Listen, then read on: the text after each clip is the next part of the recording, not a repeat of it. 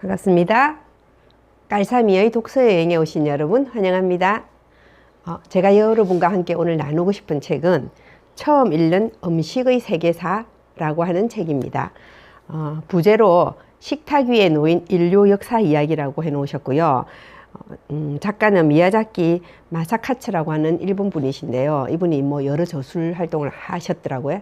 그래서 여러 이제 우리가 세계사 중에서 정치사, 경제사, 문화사 여러 종류의 이제 것들을 읽고 또 접하고 또 방송에서 많이 이렇게 보고 이렇게 하잖아요.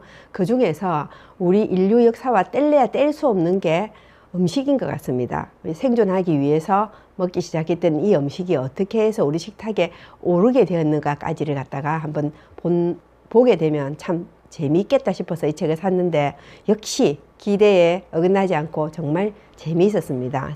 들어가는 말에서 이분이 뭐라고 얘기하냐면 식탁을 하나를 극장이다 라고 표현을 했는데 식탁 위를 가로지르는 세계사가 있다고 한다면 너무 거창하게 들릴까? 요리에는 각 가정과 지역의 특색이 반영된다. 그렇다면 세계라는 큰 틀에서 찾을 수 있는 특징도 있지 않을까? 500만 년이라는 아득히 긴 시간 동안 식재료를 교류하고 새로운 맛을 발견하면서 현재의 음식 문화를 성립하였으니까 말이다. 이제 그렇게 해놓으셨어요. 그러면서 음식이 쭉 우리 식탁까지 오는 이제 대장정을 이제 적어 놓으셨는데 이분이 뭐라고 표현해 놓으셨냐면 요리가 식탁에 오르는 데는 혁명이 4번 있었다. 그 제1차 혁명이 음식의 혁명이 무엇이냐 하면은 토기의 발견이라고 합니다.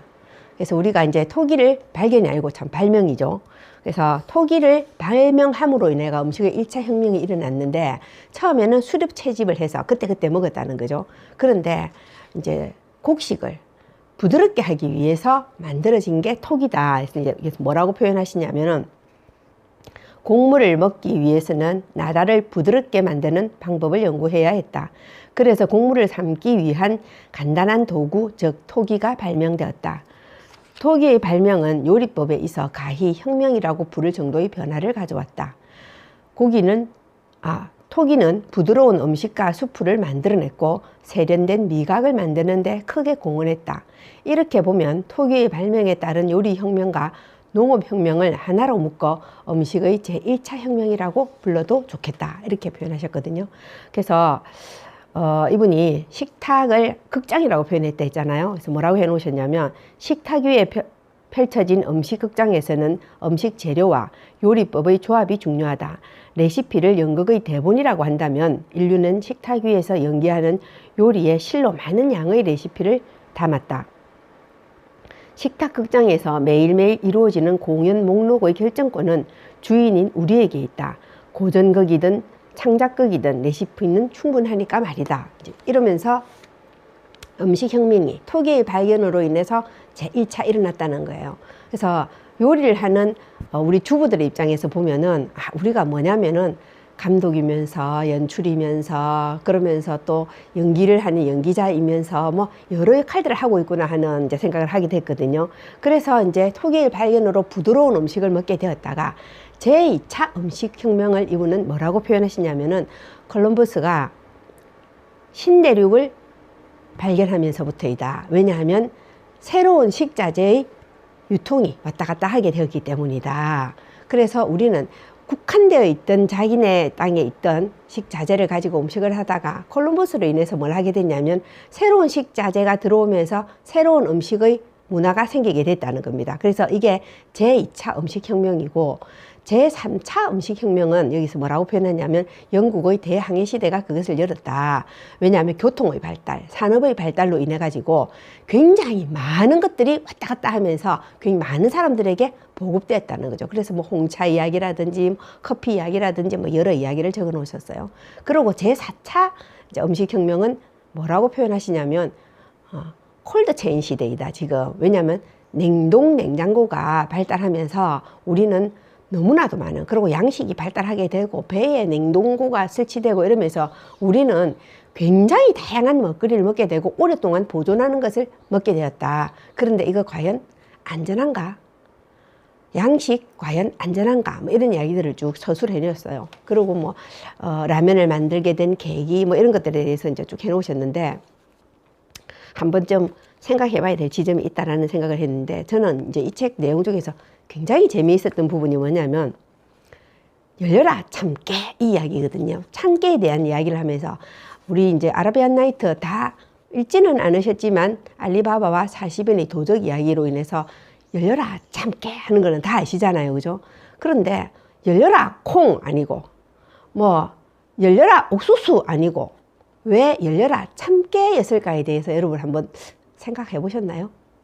저 읽으면서 오 굉장히 설득력 있는데 하는 생각을 했거든요. 그래서 참깨와 관련하여 아라비안 나이트의 알리바바와 40인의 도적 이야기가 떠오른다.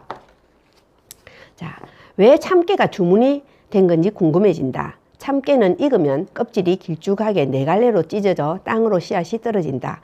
그 모습은 마치 동굴의 문이 열리면서 숨겨져 있던 보물이 갑자기 튀어나오는 것처럼 보인다. 그렇게 열려라 참깨는 동굴 속 보물을 얻을 수 있는 유일한 주문이 되었다. 이 이야기에서 알 수 있던 이슬람 세계에서는 영양이 풍부한 참깨를 신비로운 이미지로 본 듯 했다. 열려라 참깨가 됐는 데는 다 이유가 있더라고요. 그래서 어떤 그 속담이나 어떤 격언이 생기는 데는 그냥 우연히 생기는 거는 결코 아니라는 거죠. 그래서 저는 이 책을 읽으면서 우리가 그런 어원을 찾아가는 여정을 한번 해보는 것도 참 재미있겠다라는 생각을 했거든요. 그래서 말미에 이제 이분이 한 이야기가 굉장히 좀 생각해 볼 여지가 있는 이야기였는데요. 대부분 역사책은 과거의 정치, 경제, 사회를 알고자 한다. 그러나 실제로 과거를 떠날 수 있는 입구는 없다. 뭐 어디로 갈 수가 없으니까, 그죠? 우리는 현재와 가까운 미래를 살 뿐이라는 것은 누구나 다 아는 사실이다.